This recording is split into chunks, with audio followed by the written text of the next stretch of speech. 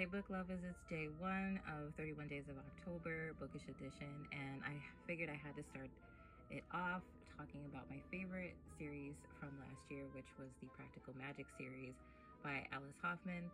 These books just sat on my shelf way too long, and I kept saying for several years, oh, I'm gonna get to it, I'm gonna get to it, and like, yet last year was the year I was like, I'm reading these books no matter what, and I'm so happy I did.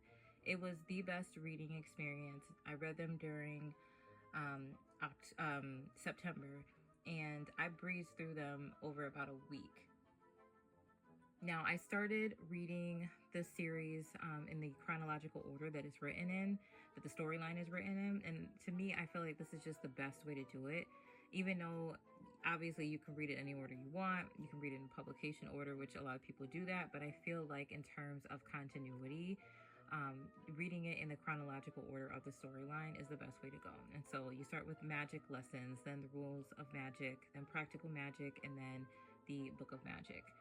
And Magic Lessons starts it off. It's Maria's story. We get snippets of her in the film Practical Magic, and so we get to know more of her backstory, and we get to watch her grow up and learn about all of, we learn about where the curse originates from. And this was just such a fascinating story. And Alice Hoffman has such a way of crafting a narrative that just draws you in and you feel like you're there. This book was very atmospheric and you just could feel the vibes of that while reading. And I just became obsessed with her style of writing. And like it was a love at first read situation for sure. Now the second book in the series is The Rules of Magic. This was my absolute favorite book of the series. If you were going to choose one to read, this would be the book. And I say that because you could read it as a standalone and feel like nothing was missing. You could just get such a full story from the characters and their storyline in this book. This is the aunt's story that we see featured in Practical Magic, and we also find out that they have another sibling named Vincent. And I, my favorite storyline was Aunt Franny's because fated mates is just one of my favorite tropes, and I love like the push and pull, we're destined to be together situation, and she has that in her love story as one of the storylines, and I ate it up, and like the ending had me tear up a little bit. I loved this book so freaking much. I feel like it still is probably my favorite Alice Hoffman out of I've read about 9 of her books now, and I feel like this is definitely still my favorite, but loved this one. And then Practical Magic. This is my least favorite out of the 4 books, and I can see why there was mixed reviews on this. It was still really good. It was well written, and I liked it overall, but